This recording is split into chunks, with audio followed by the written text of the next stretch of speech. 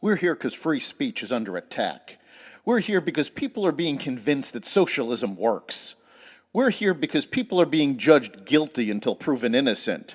We are fighting back with facts. This is not a safe zone, so buckle up, Buttercup. This is the raw, naked truth.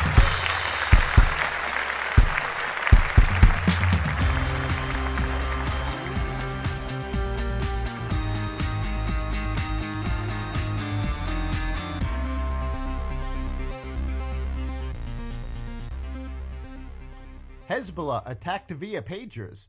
The Biden-Harris administration stonewalls the investigation into the Trump assassination attempts. Foreign threats increase, and more. Welcome to the Raw Naked Truth. I'm your host, Eric Lopkin, and here's the news you need to know. At least 9 people were killed and thousands of others were injured when handheld pagers exploded across Lebanon on Tuesday in an apparent targeting of Hezbollah members, according to Hezbollah officials. Lebanon's state-run national news agency initially reported that the handheld pager system was detonated using advanced technology, and dozens of injuries were reported in Beirut's southern suburbs and other areas. Lebanon's health minister later said that at least 9 people were killed and 2,750 people were wounded, 200 of them critically. Among those injured when the pagers exploded included Iran's ambassador in Lebanon, according to Iranian state media. A security source in Lebanon told Reuters that the pagers were carried by members of Hezbollah. A Hezbollah official, speaking to the outlet on condition of anonymity, described the incident as a detonation that was the biggest security breach during the nearly year-long war with Israel. The pagers had been intercepted in transit and explosive devices placed inside them. They were triggered by a page mimicking a Hezbollah leader. A top Senate Democrat blasted the Biden-Harris administration for stonewalling in response to requests for information on the assassination attempts of former President Trump and the potential failure of the U.S. Secret Service. Senator Richard Blumenthal, the Democrat from Connecticut and chairman of the Permanent Subcommittee on Investigations within the Homeland Security and Governmental Affairs Committee, said the Department of Homeland Security was almost derelict in its duty by resisting our requests for documents, evidence, and information that are necessary to investigate. The Democrat reiterated his disappointment in the department and added that he has become angry that DHS has not been more forthcoming. The Democrat foreshadowed potential subpoenas being used in the future, telling reporters on Monday, "We may need to require more cooperation from them, and we have the power to do so through the compulsory process." In other words, the subpoena power. A recently released report of the Commission on the National Defense Strategy found that World War III is becoming more likely in the near term, and the U.S. is too weak either to prevent it or, should war come, to be confident of victory. The bipartisan report details a devastating picture of political failure, strategic inadequacies, and growing American weakness in a time of rapidly increasing danger. The report states that the U.S. faces the most serious and most challenging threats since 1945, including the real risk of near-term major war. The report warns the nation was last prepared for such a fight during the Cold War, which ended 35 years ago. It is not prepared today.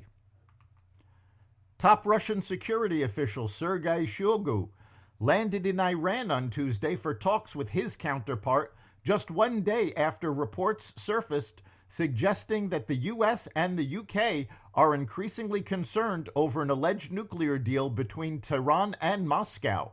Details of Shoigu's meeting in Iran remain scarce, but U.S. officials have increasingly begun sounding the alarm that the burgeoning relationship between Iran and Russia amid the war in Ukraine may have reached concerning new levels. Secretary of State Antony Blinken first referenced these concerns last week during a visit to the UK, where he confirmed reports that Iran had supplied Russia with short-range ballistic missiles to aid its continued war effort against Kiev. The Federal Reserve is expected to announce a cut in interest rates today after a two-day meeting. The only real question is, how big will Fed Chair Jerome Powell go? Will he stick to the traditional quarter-point adjustment or stretch it to half a percentage point? Either way, the move will mark the end of an economic era, as this will be the first interest rate cut since March 2020. According to an unsealed federal indictment, Sean Diddy Combs is accused of running a criminal enterprise that engaged in racketeering, sex trafficking, sexual violence, kidnapping, bribery, and other charges. The music mogul was arrested Monday in Manhattan, about 6 months after Homeland Security agents raided his Miami and Los Angeles homes as part of a human trafficking investigation. The indictment alleges Diddy violently coerced women to engage in sex acts called freak-offs that were then recorded and used as collateral. Combs' lawyer said he is innocent and will plead not guilty. After he pled not guilty, bail for Combs was denied. NASA is monitoring a massive asteroid that came close to Earth on Tuesday night.